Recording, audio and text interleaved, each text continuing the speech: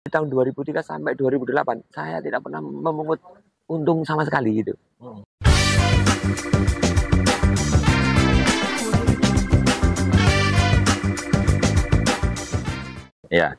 Ya, ini adalah apa namanya, Dapur Rakyat Talk, di mana kita mau ngobrol tentang perkembangan kuliner di Kabupaten Tuban. Dan ternyata saya ditemani oleh owner Dapur Rakyat. Oke, sambil ngerokok ya. Oh, enggak apa-apa Pak Salan. Kalau nggak gini kita nggak keluar inspirasinya. Oh iya. Iya. Karena apa? Banyak yang penasaran sebenarnya Dapur Rakyat ini segmennya gimana sih? Karena ini sudah 1 tahun ya. Hampir 1 tahun, Oktober kemarin. Saya di sini itu selaku pambudi, selaku host Dapur Rakyat Talk ini atau DR Talk, dan ditemani oleh ownernya Bapak Salan. Oh iya. Selamat sore Pak Salan. Selamat sore. Ya. Jadi di sini saya mau kupas tuntas tentang berdirinya Dapur Rakyat. Apa kabar Pak? Alhamdulillah baik, Mas Pambudi. Mas Pambudi sehat juga kan? Oh, walafiat Pak. Alhamdulillah. Itu di atasnya alhamdulillah. Iya, di atasnya alhamdulillah. Tapi selalu bersyukur Pak. Alhamdulillah. Saya di sini itu selaku host ini sebenarnya penasaran Pak. Ya, gimana? Kenapa sih namanya Dapur Rakyat? Ya, saya melihat Dapur Rakyat di sini konsepnya beda gitu. Oh, dari yang lain gitu ya? Iya. Oh, iya. Mungkin bisa dijelaskan untuk para viewers. Oke.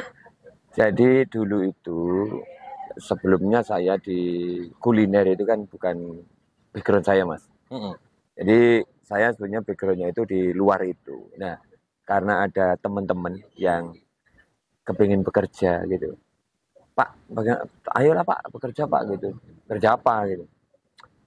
Kuliner Pak gitu. Kuliner apa? Ya saya itu bisa masak Pak gitu. Jadi di sini itu ada teman 3 perempuan. Itu dia bisa masak gitu ya. Nah, mereka sering interaksi 3 teman itu. Kemudian mereka ngajak ngobrol tentang itu. Dari situ saya oke lah, tidak apa-apa. Atas dasar pemikiran bertemu itu baik, kemudian berdiskusi itu baik, dan eksekusi itu jauh lebih baik. Atas dasar itu, maka saya ingin mewujudkannya. Dari pemikiran mereka mungkin sangat sederhana Mas. Ya mikirnya itu ya bikin warung gitu. Warkop gitu ya? Warkop gitu, iya. Nah, mikir saya, kok bikin warung ya? Saya enggak cerita sama mereka. Udah kamu cari tempat lah gitu. Saya enggak ingin masuk ke sana. Saya menguji keseriusan keinginan itu sejauh mana kan begitu. Kemudian mereka melaporkan, oh ada tempat itu di sini. Gitu. Kemudian saya mencoba ingin tahu mereka keinginan kemampuannya untuk eksekusi tempat itu sejauh mana juga. Ternyata mereka belum mampu, maka saya yang eksekusi kan begitu. Saya bertemu dengan temen gitu, bisa enggak lo buatkan kita desain gambar untuk saya pengen buat rumah makan gitu. Dibuatkanlah saya Mas itu gambar Mas. Yang pemikiran saya, hasil karya mereka itu sudah menghasilkan waktu 1 minggu. Lah, enggak laku kalau kau buatkan saya seperti ini. Orang Tuban takut makan di sini, saya bilang begitu. Dia terlalu kelas gitu ya? Terlalu berkelas. Mungkin mikirnya Pak Salan mau yang dimaunya ini. Ini segmen-segmen mirip angkringan gitu. Gitu, iya betul. Nah, setelah itu enggak bisa, tolong dirubah bagaimana Pak? Saya enggak mengerti apa konsep yang Pak Salan inginkan. Gini loh, saya itu karena hobi saya itu adalah mendengarkan musik. Saya sukalah nongkrong gitu. Jadi setiap saya di kafe gitu, biasanya saya datang ke musik juga malah. Sama Gedabrus ya? Iya, sama Gedabrus sama teman-teman gitu. Nah, ya setelah itu dibuatkan coba desain ini. Oke lah, masuk saya bilang begitu. Masuk gitu. Nama kita belum ada Mas. Kita branding enggak ada. Mas, kalau enggak salah itu ada teman lah yang bikin itu. Saya tanya, lu punya nama enggak gitu? Untuk ini, tempat kita nanti itu, kafe kita itu. Ada Pak, saya itu namanya itu, tapi itu punya saya Pak gitu ngomongnya. Dia dihakikan nama brandednya. Iya. Nah, namanya dia itu Kedai Rakyat Mas. Iya. Oke lah tak pakai gitu. Jangan Pak, itu punya saya Pak gitu. Tak pikir-pikir, saya bilang begini. Lo nanti saya yang mengawali kedai itu Mas namanya, bukan dapur kan. Kedai. Saya bilang, nanti saya yang mengawali, kalau nanti berhasil, lu bisa pakai kemana saja juga enggak apa-apa gitu. Saya bilang begitu. Termasuk Anda menjadi promotor kedai. Iya, seperti itu. Tapi setelah berjalan itu saya otak-atik nama itu kurang begitu. Jadi saya pengennya itu bener-bener kerakyatan tapi berkelas gitu. Nggak ngeh gitu. Iya. Gitu, ya. Jatuhlah namanya itu menjadi dapur rakyat itu. Dapur rakyat. Oke lah masuk gitu. Masuk, setelah masuk kita mikir tagline-nya. Ada beberapa tagline itu yang muncul setiap hari kita mikir itu selama 1 minggu juga, Mas. Ada macam-macam gitu. Finalnya itu adalah di ketubanan yang maha enak. Ketubanan yang maha enak. Maha enak. Iya. Nah, itu kita coba tanya-tanya sama MUI. Permasalahan enggak ini? Kalau ini enggak ada masalah. Ini kan hanya branding. Iya, hanya branding gitu. Jalanlah itu nama itu. Nah, dari situ kita mulai kan karena basicnya saya itu bukan kuliner, Mas ya. Nggak tahu sama sekali. Bikin meja ya asal begini gitu. Tapi pemikiran saya ini masuk gitu. Cuma masalah dapur ya. Dapur itu konsepnya dapur kan mikir saya. Mikir dapur konsep rumah tangga. Ini tempat cuci, ini tempat untuk bikin minuman, masaknya di sini. Ternyata waktu kita opening itu, Mas, semua tidak sesuai dengan kebutuhan. Wah, maksudnya sesuai kebutuhan itu tidak sesuai ekspektasi ramenya atau sesuai dari sisi kapasitas dan pelayanan itu tidak memungkinkan. Jadi kalau barista di sini tidak cocok, ini di sini harus ada freezer dan sebagainya itu tidak kami siapkan. Karena saya buta tentang itu dan saya tidak pernah komunikasi sama temen yang itu. Nah, setelah itu malam itu juga ini harus diselesaikan. Selesai, Mas. Kita rombak jadi dari kita closing itu sampai malam. Malam ini juga harus jam 12 malam, Mas. Kita panggil tukang, Mas. Karena besoknya Anda mau opening. Besoknya mau opening lagi ya. Kita sudah soft opening. Itu kan masalah, Mas, itu. Masalah pertama, besok kalau tidak diselesaikan, ini masalah tsunami yang akan terjadi. Oh iya, bom waktu. Nah, bom waktu seperti itu. Masalah ini.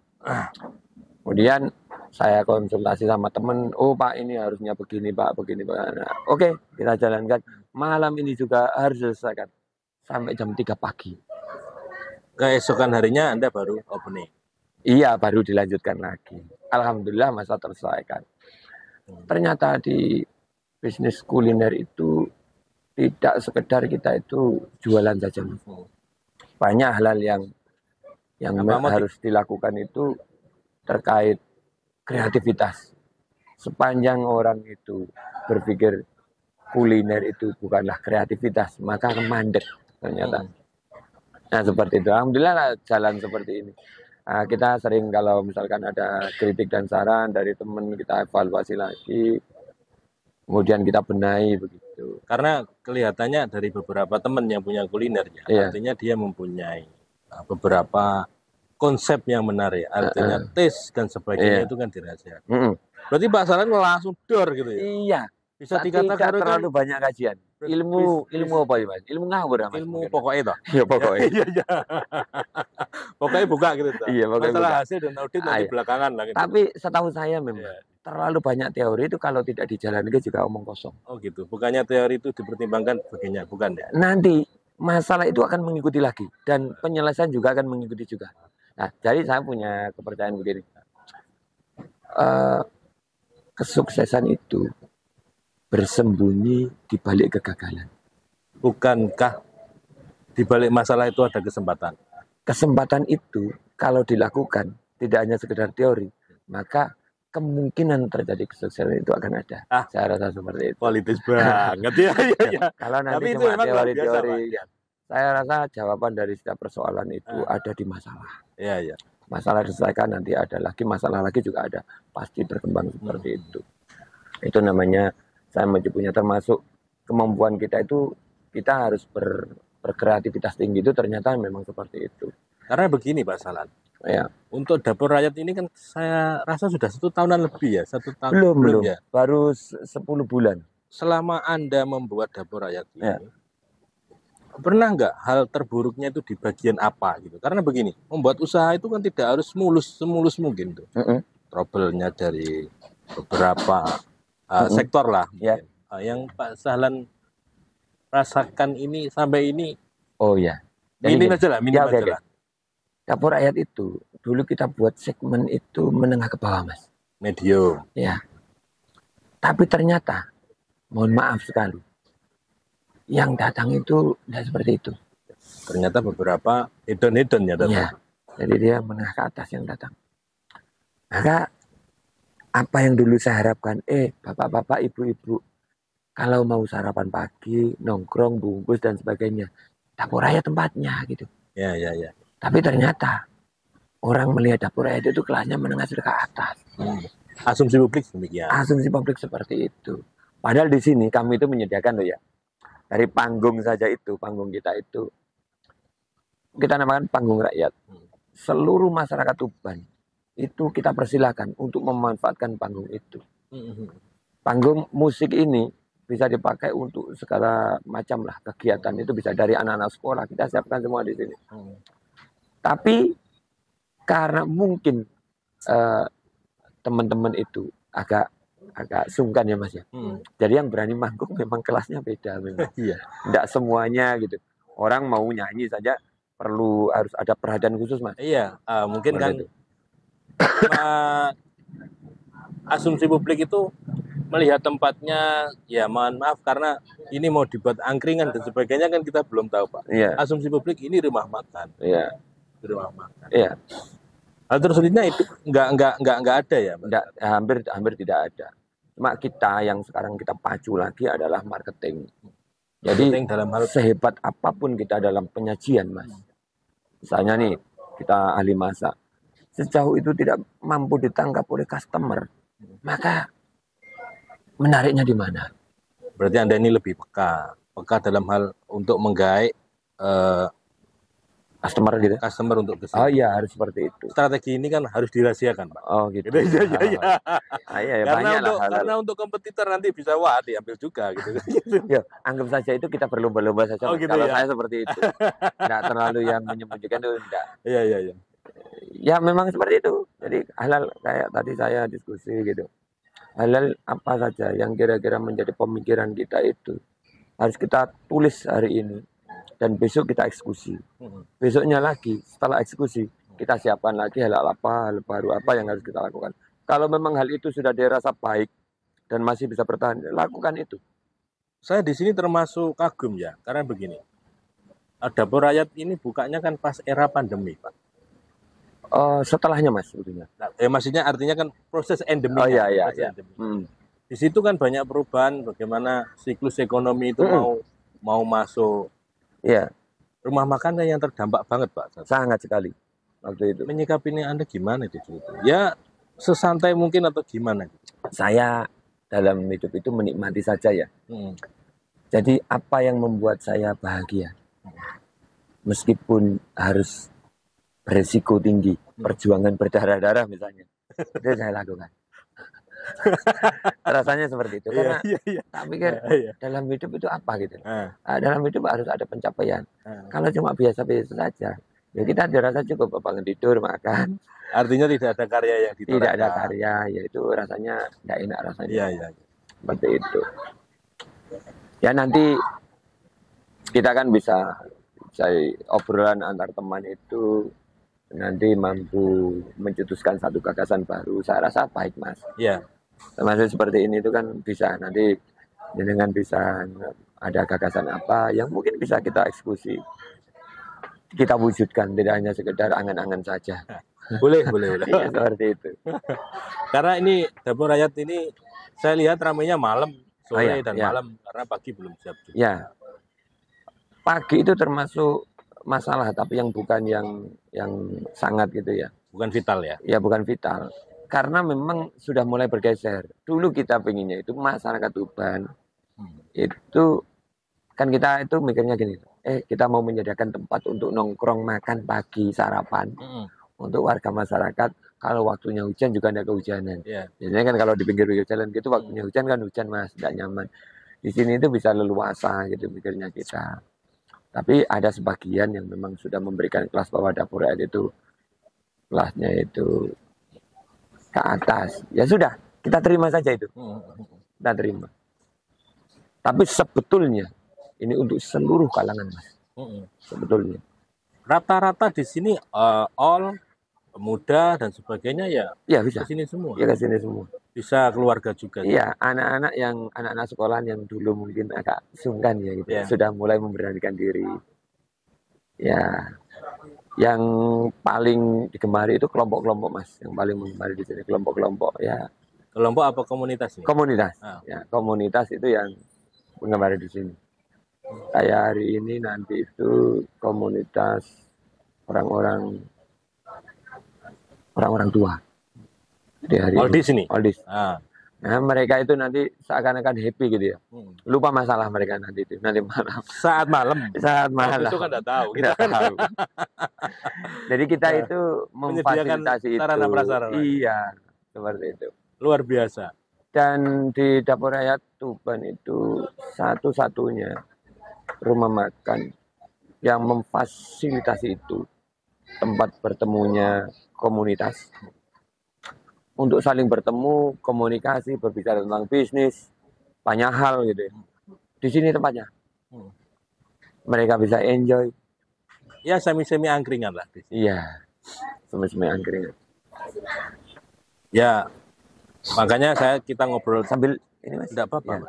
Ngobrol masalah bisnis Dapur Rakyat ini kan luar biasa. Tapi kan untuk saya dan untuk para viewers ini kan penasaran. Sebenarnya Pak Sahlan ini selain punya bisnis ini apa sih? Maksudnya berangkatnya tuh backgroundnya dari apa? Jadi kok sampai detik ini orang itu memandangnya kan enaknya aja, Pak. Oh gitu ya. Aja. Padahal yang enak itu kan prosesnya. Oh iya. Bukan demikian.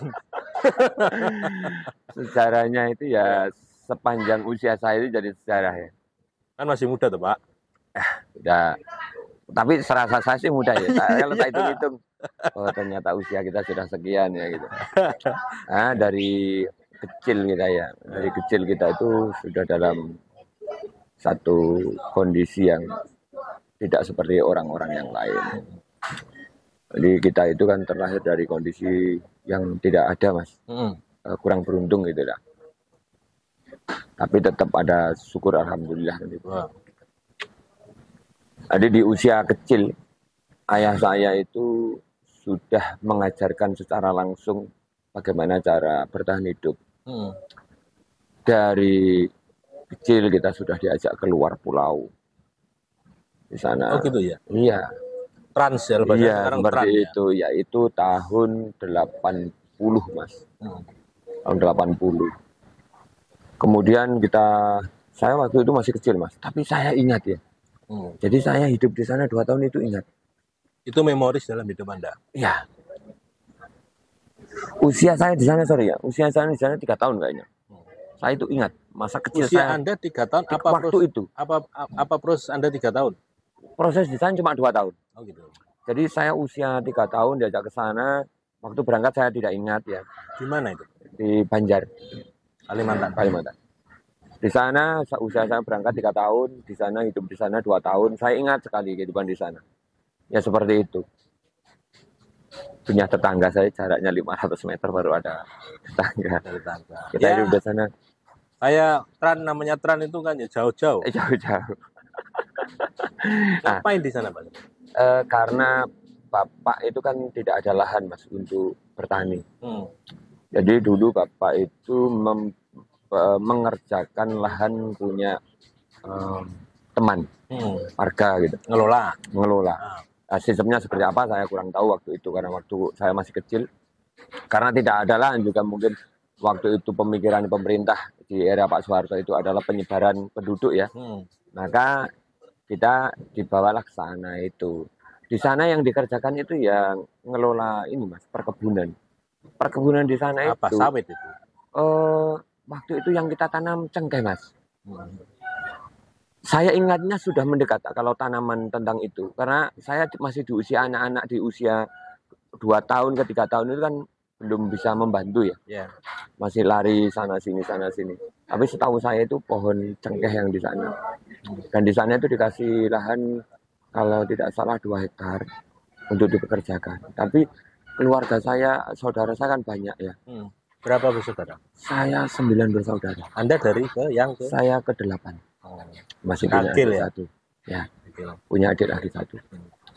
Nah, di sana ternyata mungkin tidak seperti yang diperkirakan. Di sana susah dan sebagainya. Kembali lagi kita ke Jawa.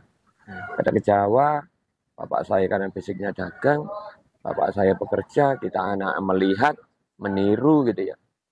Muncullah inspirasi. Inspirasi, banyak sekali inspirasi ya yang muncul. Hingga pada saat itu saya usia 5 tahun itu kan sekolah ya. Di usia 7 tahun, saya kira-kira kelas 2 SD gitu. Saya sudah mulai belajar bekerja. Entah itu bikin layang-layang, entah itu buat mainan untuk anak-anak, itu saya coba lakukan. Jualan apa gitu, snack-snack yang bisa dijual. Dulu kan masih ada jajan-jajan gitu. Lapak saja enggak punya, Mas. Lapak saya enggak punya. Punyanya kita kursi sama meja, yang kuat saya angkat namanya anak kecil. Ya kursi kita angkat, taruh di depan rumah. Dari situ saya banyak belajar. Sampai saya mengenal, oh ya, saya pernah itu juga di usia ya sekolah SMP gitu ya. Ya SMP juga, pokoknya sampai penghujung mau nikah itu. Ya intinya belajar terus. Oh, masih proses penjajakan menjadi jati diri. Iya, seperti itu. Di tahun sekitar 97 ya. 97 waktu saya SMA kelas 3. Saya mengenal namanya perayaman. Oh, SMA sudah mengenal? Sudah ya. Di broiler itu ya? Broiler itu. Nah, jadi ada orang peternak itu, kita nyoba jualkan gitu. Seperti itu. Padahal Anda bukan memproduksi sendiri. Bukan, iya. Karena apa juga yang mau dipakai kan gitu. Iya. Jadi kita jualkan. Dalam perjalanan sampai di tahun, kalau jualan itu ya sekedar cuma bisa dibuat kebutuhan harian ya Mas ya. Kemudian sampailah di tahun dari 97 itu ke 2000. Oh, itu banyak sekali perjalanan Mas sebetulnya. Kita pernah setelah dari 97 kita sudah di ayam, kita pernah juga jadi TKI juga pernah Mas. Loh, bukankah ayam itu prosesnya sampai sekarang Masnya? Oh, waktu itu ada krisis Mas. 98 kayaknya. Gitu ya. Iya, betul ya. Berarti usaha Anda ayam pertama itu stuck saat itu. Iya, stuck. Itu diproses berapa tahun? Proses penjenjangan Anda membuat bisnis itu berapa tahun? Itu lama. Setelah itu kita sempat karena krisis itu kita berhenti di tahun 98 kalau tidak salah ya, krisis itu. Kemudian setelah itu kita masuk lagi di tahun 99. Anda keluar bisnis apa kalau ayam saat itu jatuh? Jadi TKI kita. Di Malaysia? Iya, pernah juga. Sana cuma bertahan tidak sampai setahun, balik lagi. Ngapain di sini gitu? Maksudnya tidak ada karya gitu. Tidak ada karya gitu. Kita balik lagi. Kita kembali lagi ke broiler itu. Kemudian mulai tahun 99 kita mulai bangkit lagi. Sampailah di tahun 2003 saya ketemulah sama seorang cewek yang di tahun 2003 pula itu saya menikah sama beliaunya. Bidadari yang datang itu. Kita sepakat menikah di tahun itu pula. Berarti Anda menikah itu belum siap dalam hal ekonomi ya? Belum Mas. Tapi saya punya keinginan besar untuk dari sisi usaha itu saya punya keinginan besar. Tapi sudah punya jalan lagi kan dari 99 ke 2003. Artinya Anda sudah ada opsi. Iya, seperti itu. Saya bekerja itu melayani Mas. Sampailah saya bekerja sampai di 2000, dari 2003 2008. Mikirnya saya itu karena melayani orang itu tanpa pamrih yang sangat gitu ya. Jadi saya punya basic dagang itu. Pada saat ada teman bingung itu saya arahkan. Ini kesini ya nanti, itu kesini ya nanti gitu. Saya tidak pernah memungut sepeser pun selama 5 tahun itu. Cara Anda meraih relasi untuk market itu juga. Oh iya, mungkin seperti itu. Mungkin itu ya. Nah, saya banyak terinspirasi itu dulu di tahun 2000-an. Kalau tidak salah saya itu mendapatkan satu buku ya, itu Rich Dad Poor Dad kalau tidak salah, Karya Robert Kiyosaki kalau tidak salah.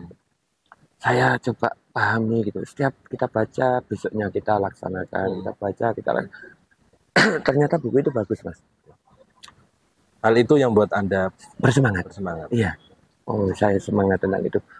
Ya, lucunya itu gini. Saya melayani orang. Dan kan basic untuk pekerjaan indie itu kan sudah kita kerjakan ya. Bisa lah dibuat makan gitu ya. Waktu itu saya melayani orang yang kebingungan itu dari tahun 2003 sampai 2008. Saya tidak pernah memungut untung sama sekali gitu. Terus dihadapkan saya pada masalah tidak punya uang. Nah, enggak, kalau Anda bukan berbicara profit oriented dalam jangka seperti itu, ya itu mungkin kesalahan saya. Tapi ada. Berarti Anda sudah settle dengan keuangannya? Belum, mungkin cara berpikir yang salah ya. Gitu. Jadi ada satu kesenangan sendiri melayani seseorang meskipun dengan susah payah itu. Empati Anda terbangun. Ya, mungkin seperti itu ya. Kemudian ambil santai ya. Ya. Saya dihadapkan pada masalah. Anak saya yang kedua. Tahun 2005 saya punya anak, 2 tahun setelahnya punya anak lagi. Anak saya itu butuh sesuatu, Mas. Saya tidak ada uang. Naluri seorang ayah. Iya. Ada teman yang bilang, lo ini kerja, kok tidak mau ngambil untung itu kenapa? Kasihan saya sama mereka. Karena saya juga dihadapkan pada kebutuhan seorang suami itu, maka pada saat itu pula saya harus dapatkan profit. Muncullah benak untuk itu, dan ya betul. Tahapan-tahapan itu saya lakukan. Ya alhamdulillah. Dunia perunggasan di peternakan ayam itu mampu menghantarkan saya untuk bisa eksis. Di dalam skup usaha Anda ini kan kelihatannya kan mencakup beberapa ribuan konsumen. Ya. Karena langsung ke konsumen. Ya. Sering ketipu nggak? Oh, kalau jadi gini Mas, ketipunya kita itu karena ya kembali lagi ke kesalahan kita ya. Menyalahkan diri sendiri ya? Ya, jadinya memang seperti itu.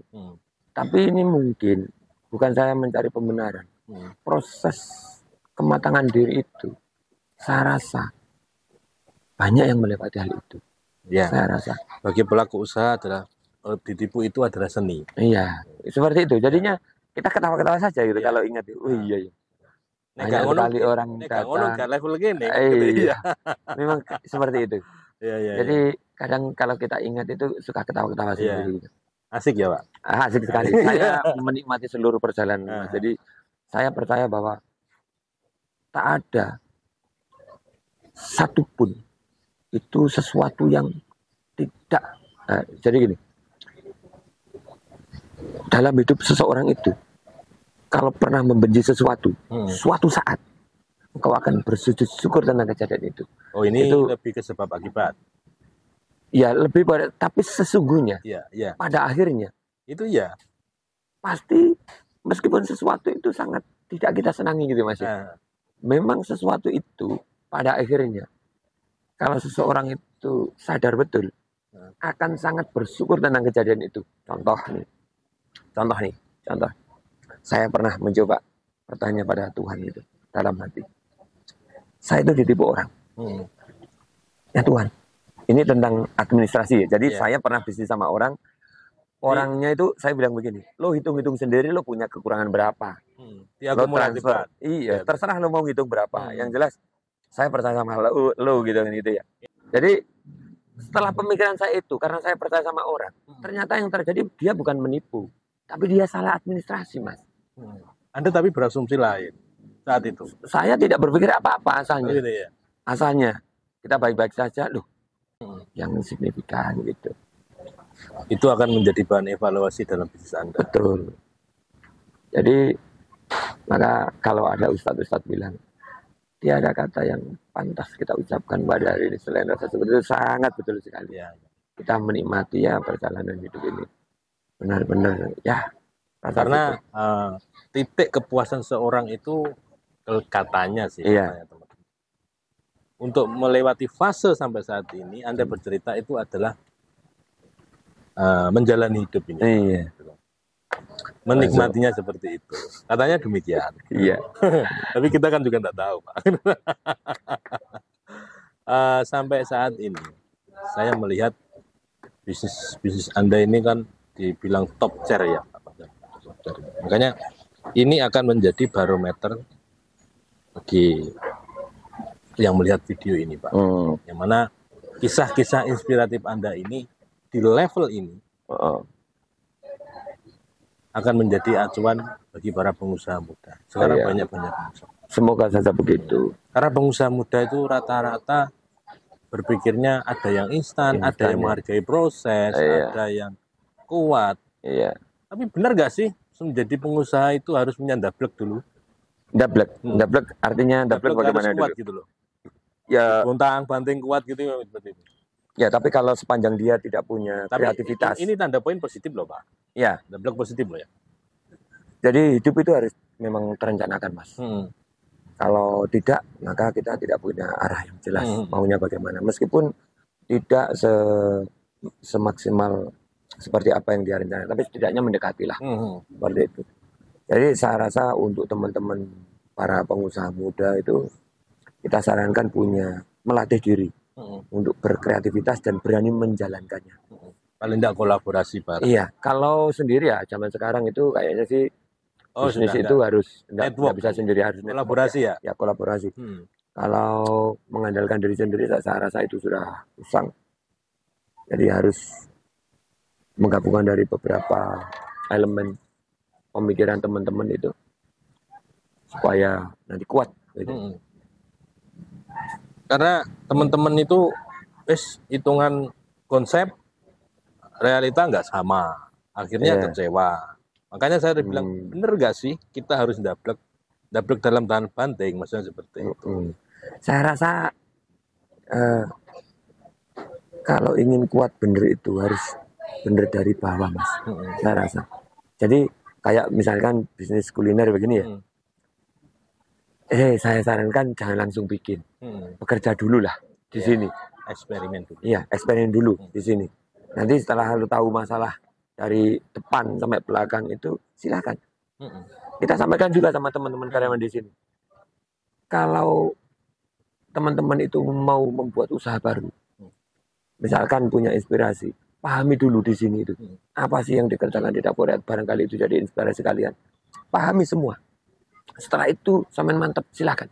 Kami tidak pernah punya rasa ingin menghalangi atau tidak enak, sama sekali tidak. Tambah seneng Anda diajak kolaborasi kelihatan. Oh gitu ya. Iya. Amin. Iya. Dulu di sini memang kita rencana itu ingin kita jadikan pilot project ya. Untuk nanti ke jenjang berikutnya kita bisa adakan dapur di tempat-tempat yang lain. Tapi bukan franchise kan, bukan di-franchise-kan. Saya kalau berpikir tentang franchise itu khawatir membuat orang kecewa, Mas. Rata-rata kurang suka. Ya. Karena nanti orang franchise itu kan dia mengeluarkan kos, ternyata kos itu sumber yang ada berbunganya. Nah, terus kita tidak bisa totalitas kan kasihan juga. Kasihan. Saya tidak pernah berpikir tentang begitu. Karena saya melihat kebanyakan apa yang saya lihat itu orang-orang yang mengadakan begitu itu yang penting mereka dapat uang, Mas. Iya. Setelah itu selesai mereka tinggal. Gitu. Ada sih yang begitu. Ya itu, tapi hitungan persentase saja. Iya. Tapi kan kasihan, Pak. Kalau kita naluri yang kita berangkat dari bawah itu kan rasanya sakitnya luar biasa, Pak. Iya. Kasihan, Mas. Kan mereka kadang-kadang secara permodalan mereka tidak cukup. Mereka mencoba jual ini. Wah, kasihan sekali. Jual ini untuk nutup A dan B sebagainya, jatuh lagi. Kasihan juga, Pak. Gitu. Kalau mau pinter tidak usah buang-buang uang dulu lah. Belajar di sini juga bisa. Boleh. Iya, begitu. Boleh. Masuk. Tidak ngerti sama sekali, tidak bikin. Tidak bayang nih bagaimana perjuangan. Ya latihan berjuang di sini dulu. Ya kita itu siap-siap saja ya. Kalau dibilang ini ada rahasia ini, saya rasa enggak lah.